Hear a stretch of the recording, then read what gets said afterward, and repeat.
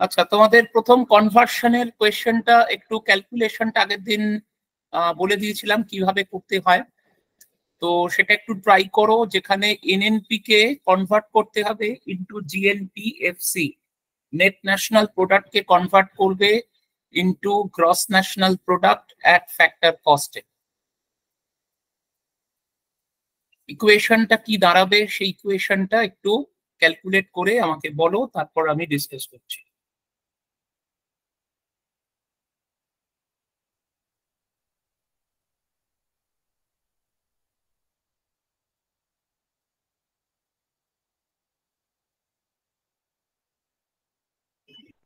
Sir এর থেকে factor cost যেটা ওটা বাদ দিলে তো চলে আসবে। হ্যাঁ, কি বলছো? বলছি স্যার এনএমপি থেকে যে ফ্যাক্টর কস্ট যেটা ওটা বাদ দিলেই তো চলে আসবে।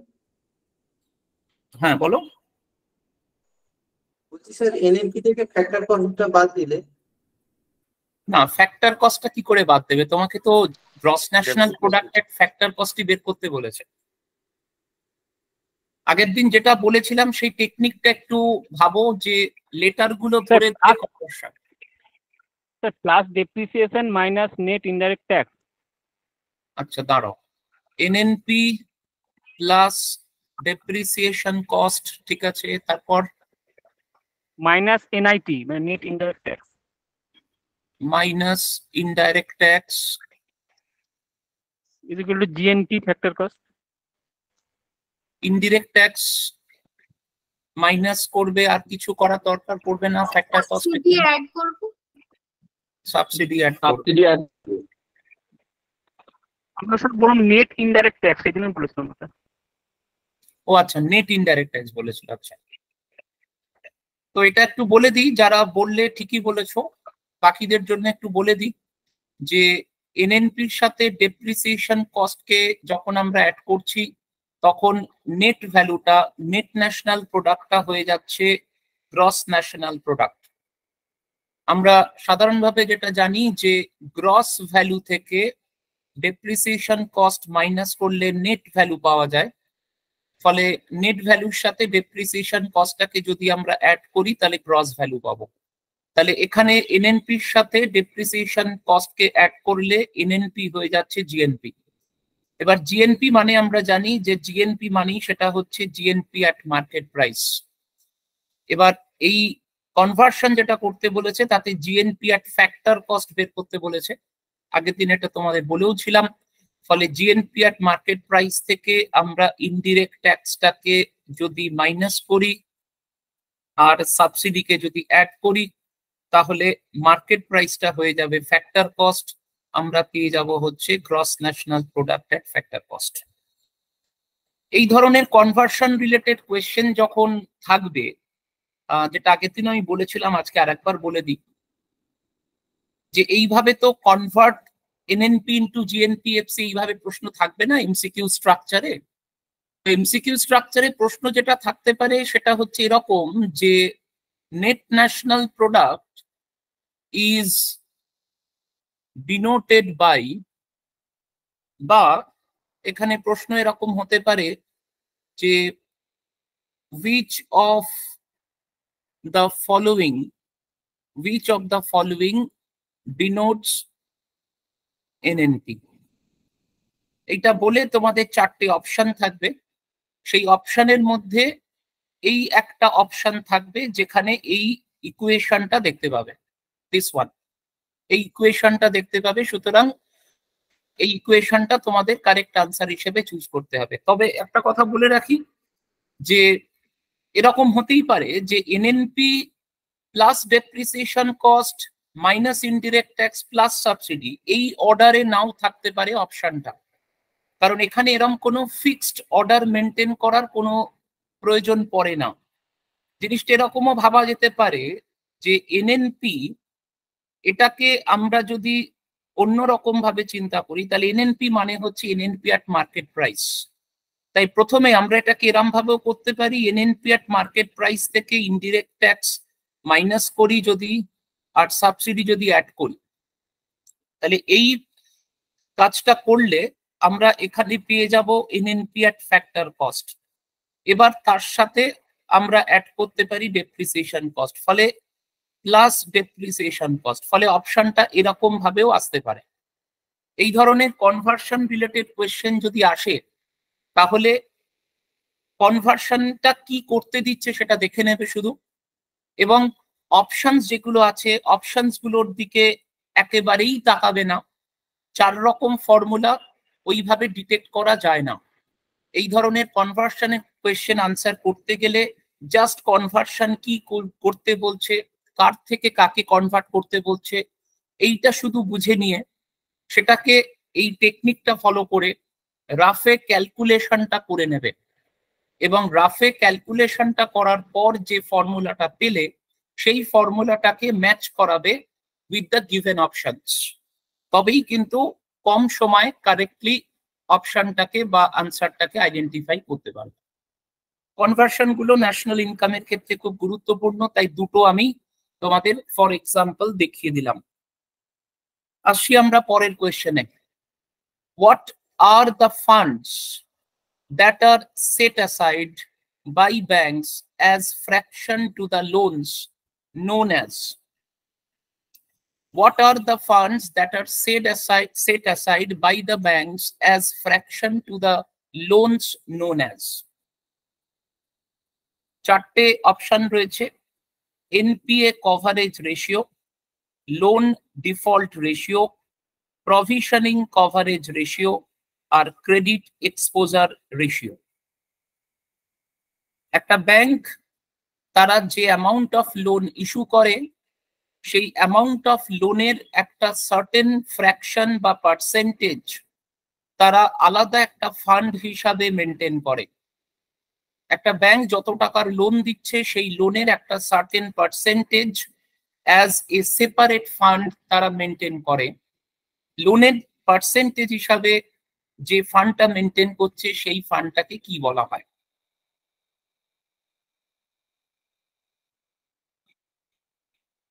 স্যার ডি হবে। কোনটা বলছো বলো, বি না ডি, কোনটা বললে? Sir D, credit exposure ratio. আচ্ছা, ডি একটা আনসার বলেছো, বাকিরা বলো।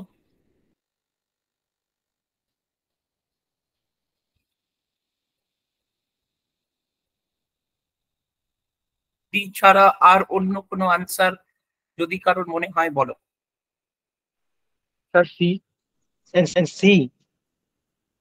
আচ্ছা, সি একটা আনসার বলেছো, বেশ। সি ডি ছাড়া আর কারোর কোনো কিছু ট্রাই করবে?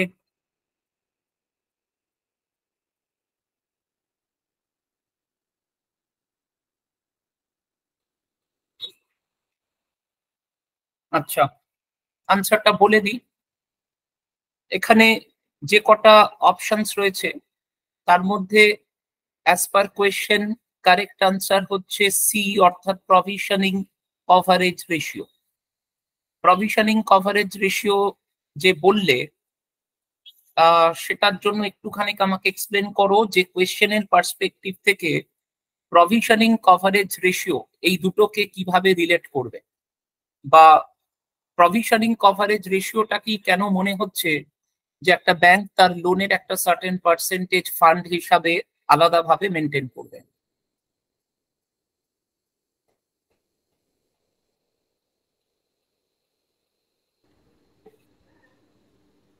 স্যার বলবো? সেটার আগে আমাকে একটু বলো।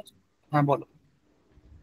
স্যার যখন ব্যাংক কোনো লোন দিচ্ছে, মানে বাই চান্স কেউ ধরুন ডিফল্টার হয়ে গেল, লোনটা শোধ করতে পারলো না, সেটা ব্যাড লোন হয়ে গেল, তো ওইটাকে যাতে কভার করতে পারে এর জন্য একটা প্রভিশন, একটা ফান্ড রেখে দিচ্ছে, এর জন্য প্রভিশনিং কভার রেশিও। বেশ, প্রভিশনিং কভারেজ রেশিও হচ্ছে যে, এটা আমরা প্রত্যেকেই জানি যে নন পারফর্মিং অ্যাসেট এনপিএ, এটা আগেও তোমাদের সাথে ডিসকাশন হয়েছে। নন পারফর্মিং অ্যাসেট বা ব্যাড লোন বা ব্যাড ডেট যাই বলি না কেন, এটা একটা ব্যাংকিং সার্কুলেশনের ক্ষেত্রে, ব্যাংকিং ডেইলি বিজনেসের ক্ষেত্রে একটা পসিবিলিটি, বা এটা একটা অত্যন্ত স্বাভাবিক ঘটনা যে একটা ব্যাংক যত টাকা লোন ইস্যু করবে সেই লোন পুরোপুরিভাবে যে ব্যাংকের কাছে প্রিন্সিপাল মানি এবং ইন্টারেস্ট দুটো ব্যাংকের কাছে পুরোপুরিভাবে রিপেড হবে, ব্যাংকের কাছে ফেরত আসবে, সেটা কিন্তু সবসময় হয় না। সবসময়ই অলওয়েজ আমরা এটা বলতে পারি যে একটা ব্যাংক যত টাকা লোন দেয় তার একটা সার্টেন পার্সেন্টেজ সেটা এনপিএ হয়ে যায় বা ব্যাড লোন হয়ে যায়, কারণ যারা বড়োয়ার তাদের সবার পক্ষে বিভিন্ন কারণে উইলিংলি অর আনউইলিংলি লোনের টাকাটা প্রিন্সিপাল এবং ইন্টারেস্ট কম্পোনেন্ট এই দুটো ফেরত দেওয়া সম্ভব হয় না। সেই জন্য এনপিএ যে কোনো সময় যে কোনো ব্যাংকের ক্ষেত্রে তৈরি হতে পারে, সেটা ভ্যারি করবে। কারণ কোনো পরিস্থিতিতে একটা ব্যাংকের এনপিএ পার্সেন্টেজ হতে পারে 5%, কখনো সেটা হতে পারে 15%। কত পার্সেন্ট এনপিএ থাকবে সেটা বলা যায় না, কারণ সেটা পরিস্থিতি বা সময় অনুযায়ী সেটা আলাদা আলাদা হয়। কিন্তু এটুকু আমরা অ্যাসিওর করতে পারি বা এটুকু আমরা সার্টেনলি বলতে পারি যে there will be some amount of NPA. এখন এনপিএ হওয়া মানেই যে ব্যাংকের এনপিএ তৈরি হচ্ছে সেই ব্যাংকের প্রফিটেবিলিটি হ্যাম্পার হবে, সেই ব্যাংকের লিকুইডিটি পজিশন হ্যাম্পার হবে, বা সেই ব্যাংকের day to day functioning affected হবে। তাই এই ধরনের এনপিএ তৈরি হবার আগেই ব্যাংক একটা অ্যাপ্রিহেনশন বা একটা অ্যান্টিসিপেশনের বেসিসে তারা একটা ফান্ড আলাদাভাবে মেনটেন করে যে in case NPA is generated তাতে ব্যাংকের যে ডেলি বিজনেসের অসুবিধা হচ্ছে সেটা প্রফিটেবিলিটি ভাবা যেতে পারে, লিকুইডিটি ভাবা যেতে পারে। বেসিক্যালি আমরা যদি লিকুইডিটির পার্সপেক্টিভ থেকে ভাবি যে এনপিএ হওয়ার ফলে ব্যাংকের হাতে যতটা লিকুইডিটি থাকার কথা ছিল তার চেয়ে ব্যাংকের হাতে লিকুইডিটি কম থাকছে, ফলে ব্যাংকের ডে টু ডে যে ট্রানজাকশনস সেটা লোন দেওয়াই বলো বা ডিপোজিটারের উইথড্রলের ক্ষেত্রে ডিপোজিটারের টাকা ফেরত দেওয়ার কথাই বলো, ইন বোথ কেস ব্যাংকের ক্ষেত্রে একটা অসুবিধা তৈরি হচ্ছে। সেই লিকুইডিটি সিচুয়েশনটাকে যাতে ব্যাংক প্রপারলি মেনটেন করতে পারে তার জন্য every loan issued by the bank তার একটা সার্টেন পার্সেন্টেজ তারা একটা ফান্ড হিসাবে মেনটেন করে। এবার যত টাকার লোন ইস্যু করছে তার যত পার্সেন্ট তারা এই ফান্ডে রাখবে, 8% হতে পারে, 5% হতে পারে বা 1% হতে পারে, যে পার্সেন্টেজটা তারা মেনটেন করছে সেই পার্সেন্টেজটাকে আমরা বলি হচ্ছে প্রভিশনিং কভারেজ রেশিও।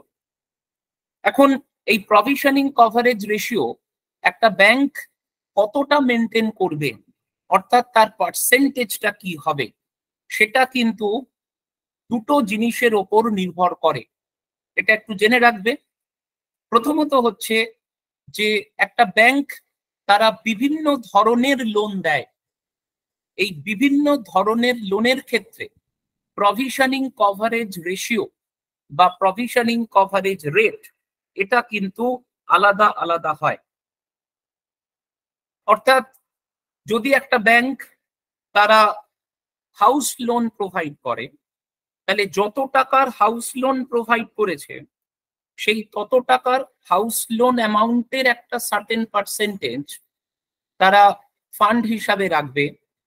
আবার তারা যদি কোনো ধরনের কমার্শিয়াল লোন দেয় তাহলে কমার্শিয়াল লোনের ক্ষেত্রে একটা ডিফারেন্ট পার্সেন্টেজ অফ ফান্ড তারা মেনটেন করবে।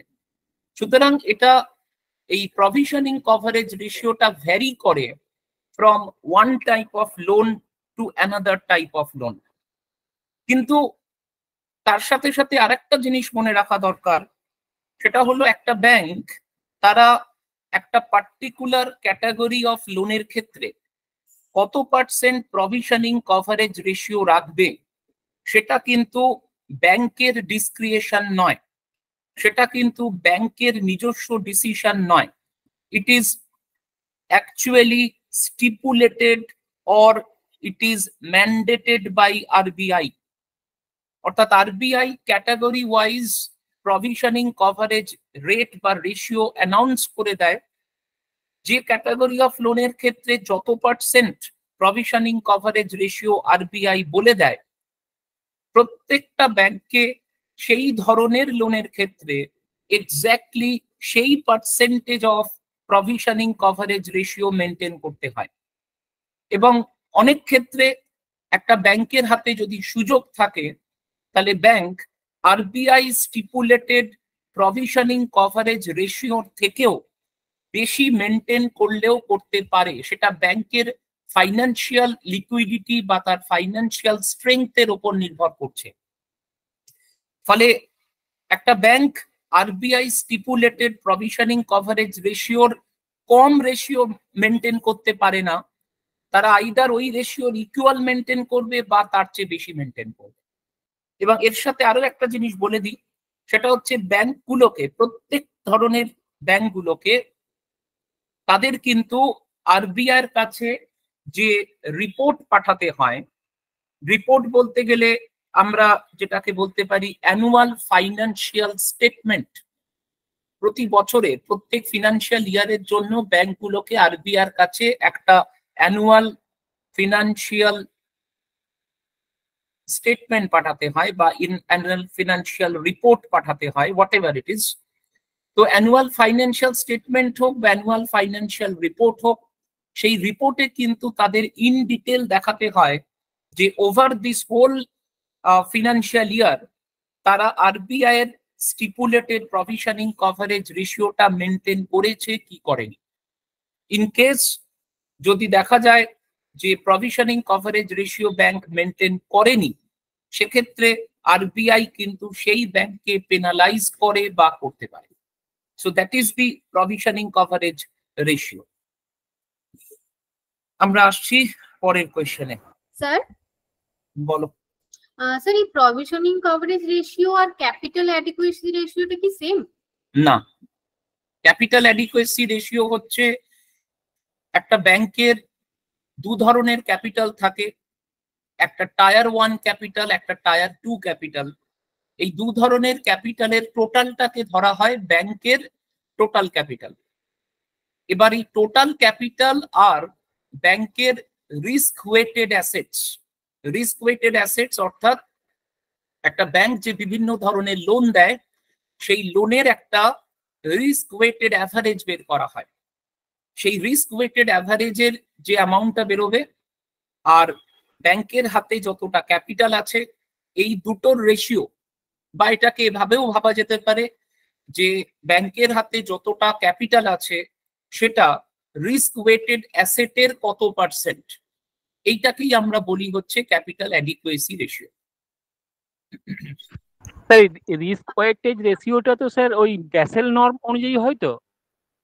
হ্যাঁ, রিস্ক ওয়েটেড নাকি অ্যাসেট ব্যাসেল নর্ম অনুযায়ী হয়। নাকি ব্যাংক নিজে নিজে যেমন সেটা না। করতে পারে? না, রিস্ক ওয়েটেড অ্যাসেটের ক্যাটাগরাইজেশন ব্যাসেল নর্মে করে দেওয়া আছে। তবে আচ্ছা, ঠিক আছে। সবসময় যে আর ব্যাসেল নর্মের যে স্টিপুলেটেড ওয়েটস বা ক্যাটাগরি অফ লোন, সেটা যে সবসময় টো টু টো মানে ফলো করা হয়, একদম এক্স্যাক্টলি সেটাই ফলো করা হয় সেটা নয়। কারণ এটা কান্ট্রি টু কান্ট্রি ভ্যারি করে, কান্ট্রি টু কান্ট্রি তার ব্যাংকিং সিস্টেম বা তার ব্যাংকিং স্ট্রাকচার অনুযায়ী একটু ডিফারেন্ট হতে পারে। সেক্ষেত্রে রেসপেক্টিভ কান্ট্রির সেন্ট্রাল ব্যাংক তারা যদি মনে করে ব্যাসেল নর্মের স্টিপুলেটেড ওয়েটস এর বাইরে আলাদা ধরনের ওয়েট স্ট্রাকচার তৈরি করার দরকার আছে, সেটা তারা করতে পারে। সেন্ট্রাল ব্যাংক সেইভাবে ওয়েটস ডিফাইন করে দেয়।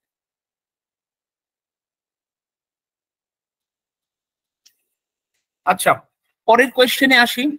3 নম্বর কোয়েশ্চেন হচ্ছে with reference to national monetization pipeline. এখানে 3টে national monetization pipeline related statement দেওয়া রয়েছে। প্রথম বলা হয়েছে it is an effort to list out government's infrastructure assets to be sold over next 4 years. অর্থাৎ ন্যাশনাল মনিটাইজেশন পাইপলাইনের আন্ডারে গভর্নমেন্ট নেক্সট 4 বছরে তার কিছু ইনফ্রাস্ট্রাকচার অ্যাসেটস সেল আউট করার প্ল্যান করবে, একটা লিস্ট তৈরি করবে। সেকেন্ড স্টেটমেন্টে বলা হচ্ছে currently only assets of central government like ministries and CPSE in infrastructure sector have been included. গভর্নমেন্টের বিভিন্ন মিনিস্ট্রির আন্ডারে থাকা ইনফ্রাস্ট্রাকচার অ্যাসেটস বা বিভিন্ন সেন্ট্রাল পাবলিক সেক্টর এন্টারপ্রাইজেস এর আন্ডারে থাকা ইনফ্রাস্ট্রাকচার অ্যাসেটসকে ন্যাশনাল মনিটাইজেশন পাইপলাইনের আন্ডারে রাখা হয়েছে। থার্ড স্টেটমেন্ট বলছে monetization through disinvestment and monetization of non-core assets is also included in MP.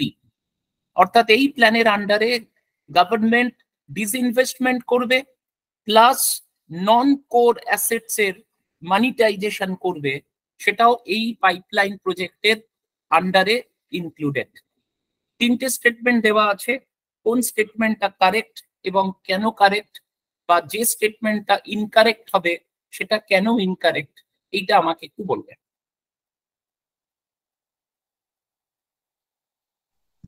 Sir 1 2 3 তিনটেই কারেক্ট হচ্ছে। 1 2 3 তিনটেই কারেক্ট মনে হচ্ছে, বেশ, এটা একটা আনসার পেলাম। আর বলো। স্যার এখানে শুধুমাত্র অপশন ডি নম্বর, অর্থাৎ শুধুমাত্র 1 এবং 3, 2 নম্বরটা স্যার ভুল মনে হচ্ছে স্যার। আচ্ছা, তাহলে 1 আর 3 অর্থাৎ ডিটা মনে হচ্ছে, বেশ। আর কেউ টার্গেট চেষ্টা করবে?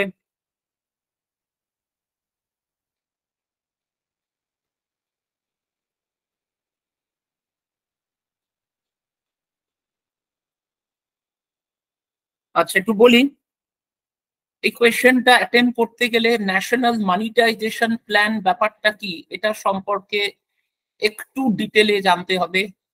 এই যে ন্যাশনাল মনিটাইজেশন পাইপলাইন প্রোগ্রাম, এটা এই মুহূর্তে সেন্ট্রাল গভর্নমেন্টের যতগুলো ইকোনমিক প্রোগ্রাম রয়েছে এই সবকটা ইকোনমিক প্রোগ্রামের মধ্যে একটা হাই প্রায়োরিটি প্রোগ্রাম, এবং এটাকে আমরা একটা বলতে পারি হাই ভোল্টেজ প্রোগ্রাম। কারণ এই প্রোগ্রাম বা এই স্কিম যাই বলো না কেন, সেটার ওপর গভর্নমেন্ট কিন্তু ভীষণ রকম ভাবে এমফাসাইজ করছে বা স্ট্রেস প্রোভাইড করছে। প্রথম কথা হচ্ছে যে ন্যাশনাল মনিটাইজেশন পাইপলাইন, এই প্রোগ্রামটা লঞ্চ করা হয়েছিল 2021-এর অগাস্ট মাসে। ন্যাশনাল মনিটাইজেশন পাইপলাইনে যেটা বলা হয়েছিল সেটা হচ্ছে যে গভর্নমেন্টের হাতে যে সমস্ত ইনফ্রাস্ট্রাকচার অ্যাসেটস আছে, যে ইনফ্রাস্ট্রাকচার অ্যাসেটস গুলোকে আমরা বলি হচ্ছে কোর অ্যাসেটস। তোমরা ইন্ডাস্ট্রি পড়তে গিয়ে কোর সেক্টর পড়েছো, সেই কোর সেক্টরের সাথে এটা আমরা রিলেট করতে পারি। সেই কারণে কোর সেক্টর মানে তার অনেকটাই ইনফ্রাস্ট্রাকচার, ফলে ইনফ্রাস্ট্রাকচার অ্যাসেট বা তাকে আমরা বলতে পারি কোর অ্যাসেট, যেগুলো গভর্নমেন্টের হাতে রয়েছে, গভর্নমেন্টের বিভিন্ন মিনিস্ট্রির হাতে রয়েছে বা আমার সিপিএসই গুলোর হাতে রয়েছে, সেই কোর অ্যাসেটস গুলোকে কাজে লাগিয়ে, কোর অ্যাসেটস গুলোকে ব্যবহার করে গভর্নমেন্ট কিছু রিসিপ্ট জেনারেট করার চেষ্টা করছে। রিসিপ্ট জেনারেট করা মানে সহজ কথায় গভর্নমেন্ট তার রেভিনিউ আর্নিং বাড়াতে চাইছে, রেভিনিউ আর্নিং এর একটা নতুন সোর্স তৈরি করতে চাইছে, যেখানে তারা কোর অ্যাসেটস বা ইনফ্রাস্ট্রাকচার অ্যাসেটকে কাজে লাগাতে চাইছে। এবার যেটা বুঝতে হবে যে এই ন্যাশনাল মনিটাইজেশন পাইপলাইনের আন্ডারে গভর্নমেন্ট এই ইনফ্রাস্ট্রাকচার অ্যাসেট বা কোর অ্যাসেট গুলোকে নিয়ে কি করতে চাইছে। প্রথম মনে রাখতে হবে যে গভর্নমেন্ট কিন্তু তার ইনফ্রাস্ট্রাকচার বা কোর অ্যাসেটস গুলোকে সেল করতে চাইছে না, অর্থাৎ government is not in the program of disinvesting them. কেন এটাকে ডিসইনভেস্টমেন্ট বলছি, তার কারণ এখানে বলা হয়েছে মিনিস্ট্রির হাতে এবং সিপিএসির হাতে যে অ্যাসেটস গুলো আছে সেগুলোকে গভর্নমেন্ট কাজে লাগাতে চাইছে। তাহলে মিনিস্ট্রির হাতে থাকা অ্যাসেটস গুলোতে অ্যাকচুয়ালি সেন্ট্রাল গভর্নমেন্টেরই ইনভেস্টমেন্ট আছে, সিপিএসির আন্ডারে থাকা অ্যাসেটস গুলোতে গভর্নমেন্টেরই কিন্তু ইনভেস্টমেন্ট আছে। ফলে সেই যে অ্যাসেটস গুলো মিনিস্ট্রি বা সিপিএসির আন্ডারে আছে সেগুলোকে কিন্তু সেন্ট্রাল গভর্নমেন্ট সেল করতে চাইছে না। National monetization pipeline is not a programme of sell those core assets.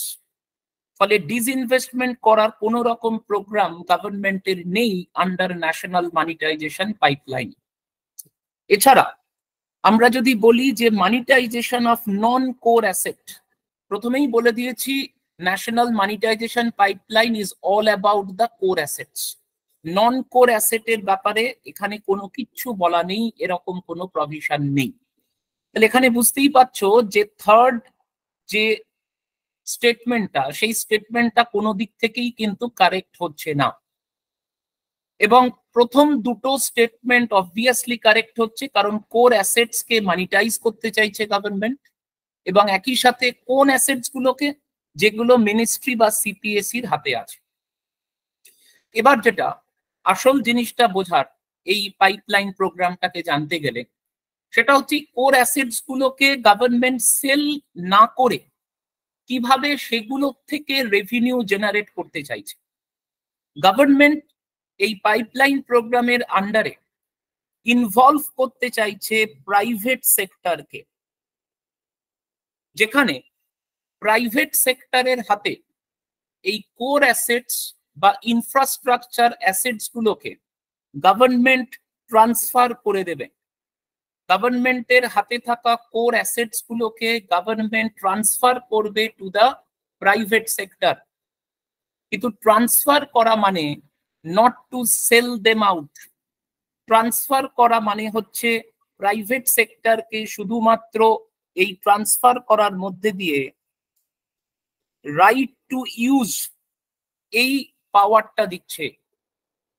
অর্থাৎ প্রাইভেট সেক্টরকে কোর অ্যাসেট গুলো দিয়ে সরকার বলছে যে ইউ ইউটিলাইজ দিস অ্যাসেটস, এটা তুমি তোমার মতন করে তোমার নিজের কাজে ব্যবহার করো, and for that you make payment. সেটা ওয়ান টাইম পেমেন্ট হতে পারে বা রেকারিং পেমেন্ট হতে পারে। গভর্নমেন্ট যখন অ্যাসেটস গুলো তাদের হাতে দিচ্ছে, সেখানে একটা টাইম লিমিট মেনশন করে দিচ্ছে। ব্যাপারটা অনেকটা হচ্ছে কোনো একটা কিছুকে যখন আমরা অন্য কাউকে লিজ হিসাবে দিই, একটা ল্যান্ড লিজ দেওয়া মানে ল্যান্ডটা বিক্রি করে দেওয়া নয়। যাকে লিজ দিচ্ছি তাকে একটা নির্দিষ্ট সময়ের জন্য একটা নির্দিষ্ট অ্যামাউন্ট অফ রেন্টের এগেনস্টে তাকে ল্যান্ডটাকে শুধুমাত্র ব্যবহার করার রাইটটা দিচ্ছি। এখানে সেম কাইন্ড অফ জিনিস রাখা হয়েছে। যেমন একটা এক্সাম্পল দিলে বুঝতে পারবে, যে ধরো এই যে আমরা ইনফ্রাস্ট্রাকচার বা কোর অ্যাসেটস গুলোর কথা বলছি, এগুলোর মধ্যে যে সমস্ত সেক্টর গুলোকে হাই প্রায়োরিটি দেওয়া হয়েছে, তার মধ্যে আছে রোড, তার মধ্যে আছে রেলওয়েজ, তার মধ্যে আছে পাওয়ার সেক্টর, এছাড়া রয়েছে যেমন টেলিকম, মাইনিং বা ধরো এভিয়েশন, এরকম বিভিন্ন রকমের সেক্টর গুলোকে রাখা হয়েছে কোর সেক্টরের মধ্যে। একটু সহজ করে যদি বোঝানো যায়, তাহলে রেলওয়েজ এর এক্সাম্পল যদি আমরা ধরি, আমরা অনেক সময় এটা আমরা প্রত্যেকেই প্রায় জানি বা দেখি আমরা নিজেদের চোখে, যে রেল ট্র্যাক যেখান দিয়ে গেছে, যেখান দিয়ে রেল লাইন গেছে, তার আশেপাশে বড় অংশের একটা ল্যান্ড আনইউজড বা আনইউটিলাইজড অবস্থায় পড়ে আছে। এমনকি কোনো একটা প্ল্যাটফর্ম, কোনো একটা রেলওয়ে স্টেশন, তার অ্যাডজাসেন্ট অনেক এরিয়া রয়েছে, অনেক ল্যান্ড রয়েছে যেখানে কোনো অ্যাক্টিভিটি হচ্ছে না। ওই ল্যান্ডগুলো অধিকাংশ ক্ষেত্রে বা বেশিরভাগ ক্ষেত্রে ওই ল্যান্ডগুলো কিন্তু ইন্ডিয়ান রেলওয়েজ এর নিজস্ব অ্যাসেট বা নিজস্ব প্রপার্টি। ন্যাশনাল মনিটাইজেশন পাইপলাইনের আন্ডারে গভর্নমেন্ট চাইছে যে ধরে নাও এইরকম স্টেশনের অ্যাডজাসেন্ট যে লার্জ এরিয়া অফ ল্যান্ড রয়েছে, সেটাকে কোনো একটি প্রাইভেট কোম্পানির কাছে দিয়ে দেওয়া হচ্ছে অনলি ফর ইউজ পারপাস। কোনো একটা প্রাইভেট কোম্পানি মনে করো যে একটা হাওড়া স্টেশনের অ্যাডজাসেন্ট ল্যান্ড এরিয়াতে তারা একটা গোডাউন বা ওয়্যারহাউস তৈরি করবে। ল্যান্ডটা তারা কিনছে না, ল্যান্ডটা তাদেরকে গভর্নমেন্ট বিক্রিও করছে না, শুধুমাত্র ওই গোডাউনটা বা ওয়্যার হাউসটা তৈরি করার জন্য তাদেরকে ল্যান্ডটা দিচ্ছে, সে for 10 years or 5 years or 2 years or 1 years whatever। এবং এই সময়টুকুতে যতদিন তারা ওই এরিয়াটাকে তারা ব্যবহার করবে তাদের নিজেদের কাছে, for that they will have to pay a certain amount of money to the central government। কতটা তারা পেমেন্ট করবে সেটা at the time of transferring the asset সেই প্রাইভেট এন্টিটি এবং সেন্ট্রাল গভর্নমেন্টের মধ্যে একটা এগ্রিমেন্ট হয়ে যাচ্ছে, and according to that agreement payment would be made। তাহলে এই ল্যান্ড এরিয়াগুলো ফেলে না রেখে সেগুলোকে কাজে লাগানো এবং সেখান থেকে যতটা সম্ভব রেভিনিউ জেনারেট করা ইনভলভিং দ্য প্রাইভেট সেক্টর, এটাকেই বলা হয়েছে ন্যাশনাল মানিটাইজেশন পাইপলাইন।